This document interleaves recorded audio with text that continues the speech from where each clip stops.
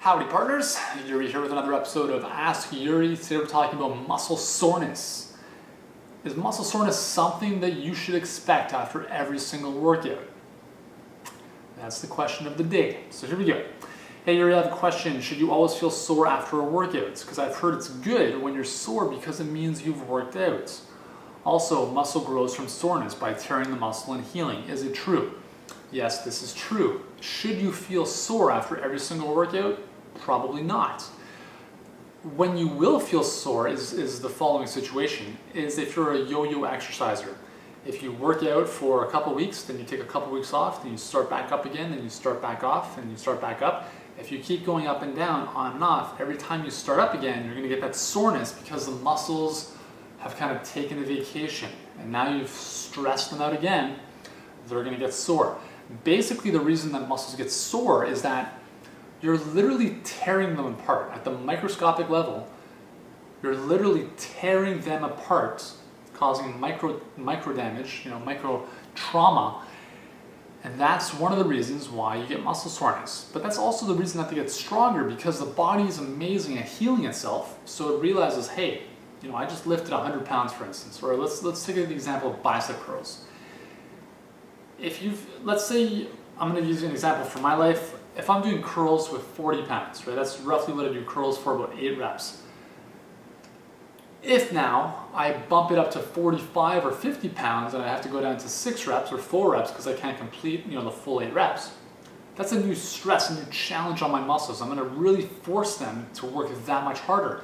There might be some soreness because of that. But am I expecting soreness after every single workout? No. Right? You're going to get soreness initially.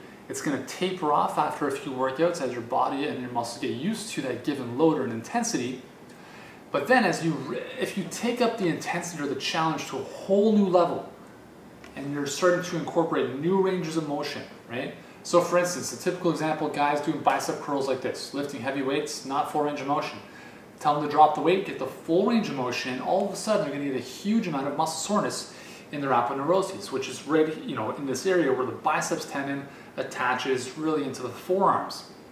Again, it's a new range of motion, new muscle fibers have been recruited. Right? So guys, don't cheat on the range of motion. Right? Get the full range of motion in and allow your muscles to adapt to that.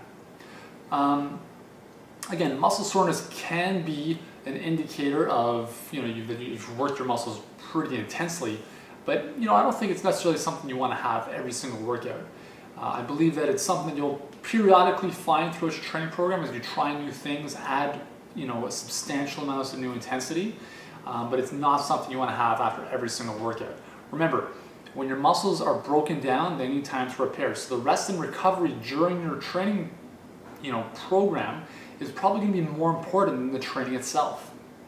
Okay, so if you feel really, really, really sore, one of the best things you can do is just kind of go through some light movements, right? Stimulate the recovery process, but don't go heavy right after, right? Maybe take a day off, do some light bodyweight stuff to stimulate the recovery process, give yourself some time, and bounce back into it. So that's the question on muscle soreness. That's my answer.